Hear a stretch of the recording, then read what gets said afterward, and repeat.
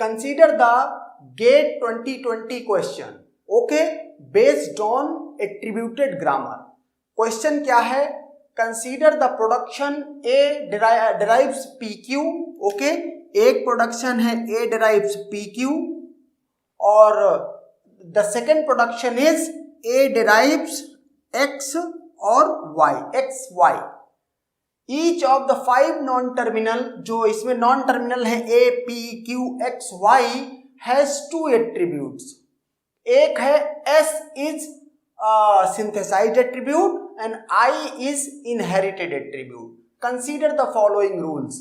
अब जनरली आप क्या देखते थे, जो मीन्स जो एट्रीब्यूटेड ग्रामर होती है या सिंटैक्स डायरेक्टेड डेफिनेशन होती है, यहां पर ऐसे करके रूल लिखे हुए होते थे।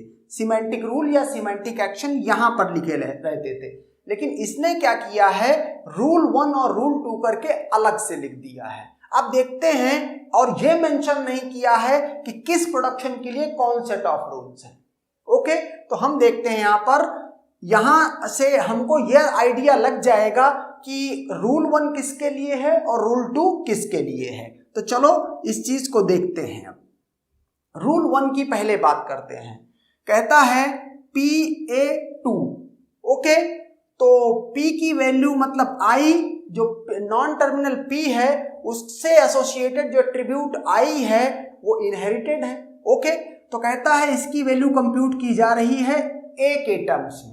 ओके, तो P और A किस में है? देखो P और A इस प्रोडक्शन में है, इसका मतलब इसके रिस्पेक्टिव ये रूल 1 है। आप चाहो तो ये तीनों रूल इसमें लिख सकते हो। ओके, तो मैं अभी लिख नहीं रहा हूं, ये अंडरस्टूड है। ओके, मैं क्या करता हूं, इस प्रोडक्शन के लिए ये इस तरह का ट्री बना लेता हूं। क्या कहा? P से एसोसिएटेड जो इस नॉन टर्मिनल से एसोसिएटेड जो एट्रीब्यूट है I, उसकी वैल्यू उसके पेरेंट के टर्म में कंप्यूट की जा रही है। No issue, I inherited attribute है। चाहे I को कह दो इनहेरिटेड एट्रीब्यूट है और चाहे बोल दो I क्या है, रेस्ट्रिक्टेड इनहेरिटेड एट्रीब्यूट है। दोनों ही केस में कोई इशू नहीं है। ओके, आगे बात करते हैं।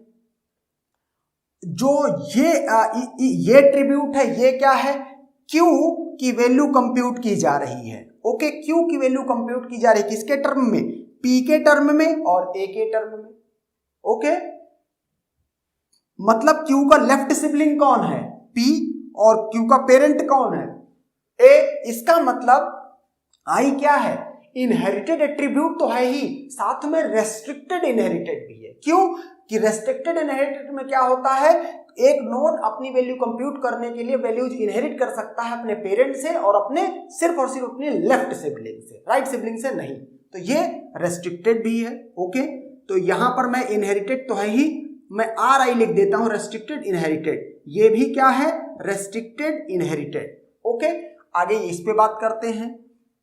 जो A है अपनी वैल्यू कंप्यूट कर रहा है, A मतलब ये वाला नोड, इससे एसोसिएटेड जो एट्रीब्यूट है S, वो अपनी वैल्यू कंप्यूट कर रहा है P और Q के टर्म में। कोई दिक्कत नहीं, ये तो क्लियर कट। A अपनी वैल्यू P और अपने चिल्ड्रन के टर्म्स में कंप्यूट कर रहा है, मतलब ये सिंथेसाइज्ड एट्रीब्यूट है। ओके, तो अगर एक मीन्स प्रोडक्शन, उसके रिस्पेक्टिव जो सिमेंटिक रूल्स हैं उसमें रेस्ट्रिक्टेड इनहेरिटेड एट्रीब्यूट हैं और साथ में सिंथेसाइज्ड एट्रीब्यूट हैं, इसका मतलब जो भी इसके रिस्पेक्टिव ये क्या बन गया है, ये L एट्रीब्यूटेड डेफिनेशन की कंडीशन को फुलफिल कर रहे हैं। ओके, L एट्रीब्यूटेड की डेफिनेशन को, L एट्रीब्यूटेड डेफिनेशन की कंडीशंस को फुलफिल कर रहे हैं। रूल 1 मींस ये प्रोडक्शन के रिस्पेक्टिव। अब चलो रूल 2 देख देते हैं। X, A और Y, इसका मतलब ये ग्रामर, ये प्रोडक्शन की बात की जा रही है। रूल 2 इस पे अप्लाई होगा। क्यों? क्योंकि X, A, Y इसी में प्रेजेंट है, नॉन टर्मिनल। अब देख लेते हैं, X की वैल्यू कंप्यूट कर रहे हैं इस नोड की, किसके टर्म में? A और Y के टर्म में। A मतलब अपने पेरेंट से वैल्यू इनहेरिट कर रहा है, अपने राइट सिबलिंग से वैल्यू इनहेरिट कर रहा है। ओके, और दोनों का सम लेकर के अपनी वैल्यू कंप्यूट कर दे रहा है। ओके, अब यहां पे देखना, अगर X अपनी वैल्यू कंप्यूट करने के लिए पेरेंट से वैल्यू इनहेरिट कर रहा है और साथ में राइट सिबलिंग, इसका मतलब जो ये एट्रीब्यूट है, ये कैसा एट्रीब्यूट है? ये इनहेरिटेड एट्रीब्यूट तो है, जैसा कि ऊपर ग्रामर में बोला भी गया है, ओके। लेकिन जो है क्या कहते हैं, ये रेस्ट्रिक्टेड इनहेरिटेड एट्रीब्यूट नहीं है। ये इनहेरिटेड तो है लेकिन रेस्ट्रिक्टेड इनहेरिटेड एट्रीब्यूट नहीं है। क्यों? क्योंकि ये राइट सिबलिंग से भी वैल्यू इनहेरिट कर रहा है अपनी वैल्यू कंप्यूट करने के लिए। देख लो यहां पर x अपनी y के से भी ले रहा है, y से, और y इसका राइट सिबलिंग है।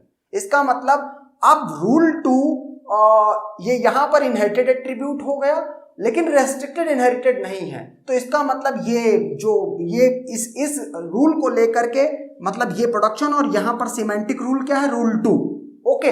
ये एल एट्रीब्यूटेड डेफिनेशन भी नहीं रहेगी। अब एस तो पहले ही नहीं थी, जैसे ही आई इनहेरिटेड एट्रीब्यूट बन गया, ओके। लेकिन अब ये एल एट्रीब्यूटेड भी नहीं हो सकता क्योंकि ये आई एट्रीब्यूट जो है वो रेस्ट्रिक्टेड इनहेरिटेड नहीं है। अब चलो इसको भी देख लेते हैं। y dot I equal to x, y अपनी वैल्यू कंप्यूट कर रहा है, ओके। ये नोड अपनी वैल्यू कंप्यूट कर रहा है किसके टर्म में, x के टर्म में और a के टर्म में, ओके।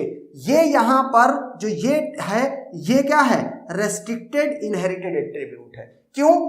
y अपनी वैल्यू लेफ्ट सिबलिंग के टर्म में यहां से इनहेरिट कर रहा है और यहां पेरेंट से इनहेरिट कर रहा है और दोनों को सम कर दे रहा है और अपनी वैल्यू पा जा रहा है, ओके। तो ये रेस्ट्रिक्टेड इनहेरिटेड एट्रीब्यूट है, लेकिन इसमें ये वाला रेस्ट्रिक्टेड इनहेरिटेड ना होने की वजह से जो रूल 2 के रेस्पेक्टिव जो डेफिनेशन बननी है वो एल एट्रीब्यूटेड डेफिनेशन भी नहीं रह जाएगी, एस तो पहले ही नहीं थी, ओके। तो अब ऑप्शन चेक कर लेते हैं।